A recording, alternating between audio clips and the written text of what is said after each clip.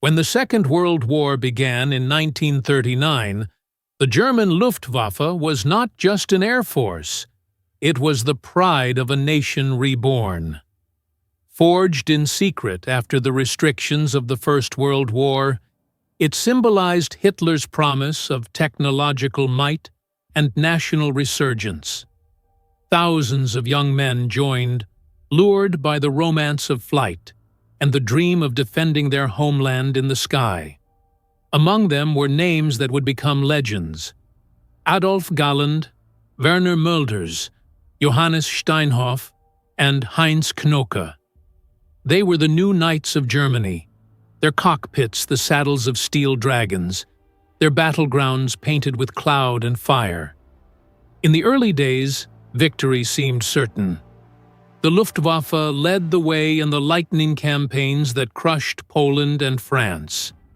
Their Messerschmitt Bf 109 fighters ruled the air, and their Stuka dive bombers screamed down on enemy lines with terrifying precision.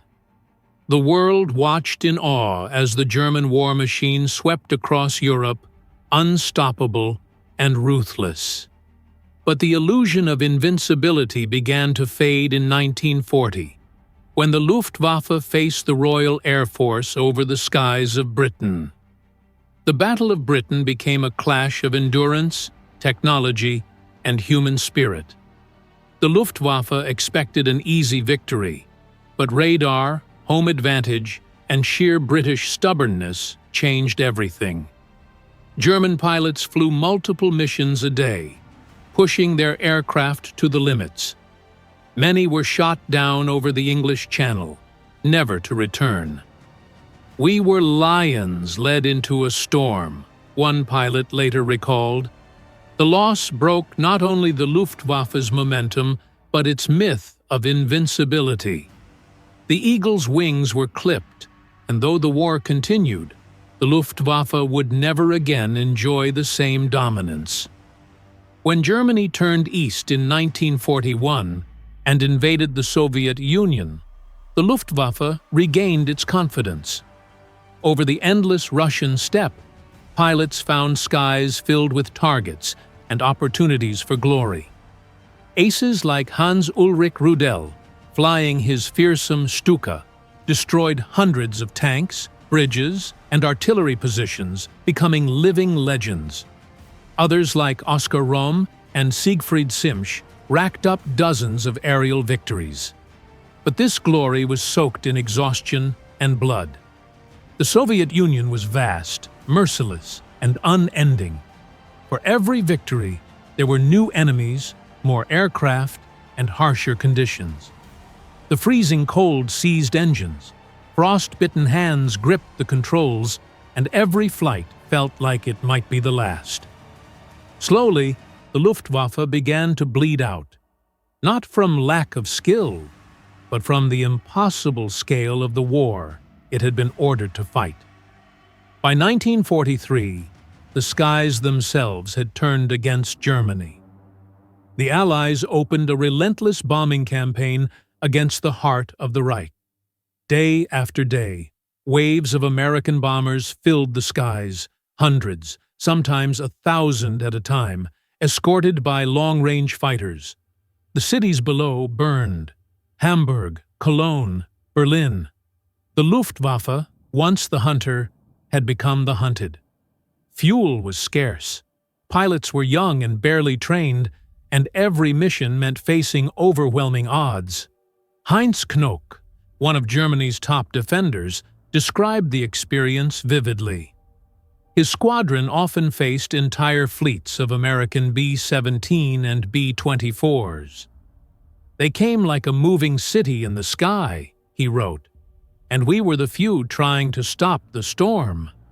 The roar of engines, the crackle of machine guns, and the deafening explosions filled the air. Some pilots attacked head-on, flying straight through walls of fire. Others dove from above, trying to rip through bomber formations before being hit by escorting Mustangs. Many never came back. Some, desperate and out of ammunition, rammed enemy aircraft in suicide attacks. These were no longer the glorious days of blitzkrieg. This was survival against impossible odds. The Luftwaffe began to collapse from within. Its training schools were bombed, fuel reserves destroyed, and factories shattered. Young recruits, barely out of their teens, were sent into the air with only a handful of flight hours. Veterans like Galland and Steinhoff watched helplessly as their units were slaughtered. By 1944, Germany's skies were no longer blue. They were black with smoke and flame. And yet, amid this ruin, hope appeared in the shape of a new machine, the Messerschmitt Me 262, the world's first operational jet fighter. Sleek, deadly, and faster than anything in the air, it was a technological marvel. When it streaked through bomber formations, it seemed like a weapon from the future. But the jet arrived too late. Hitler's obsession with using it as a bomber, along with fuel shortages and constant Allied bombings, meant only a few ever saw combat. Galland formed an elite squadron, Jagdverband 44, made up of surviving aces to fly these jets in the war's final months. They fought with desperate courage, but it was a candle flickering in a hurricane. By early 1945, the Luftwaffe was shattered. Airfields were craters, aircraft lay in ruins, and the once proud pilots flew their last missions over a dying nation. The Reich they had sworn to defend was collapsing beneath them. Some refused to surrender and flew until they ran out of fuel. Others were captured or shot down in hopeless battles over Berlin. The skies that had once echoed with the roar of the Luftwaffe now belonged to the Allies. When Germany finally surrendered in May 1945, the Air Force that had once ruled Europe had ceased to exist. But the story did not end there. Many of the surviving aces lived to see a different Germany. Johannes Steinhoff and Adolf Galland helped build the new West German Air Force in the 1950s, teaching future generations lessons forged in the crucible of war. Hans Ulrich Rudel wrote his memoir, Stuka Pilot, a haunting account of the Eastern Front.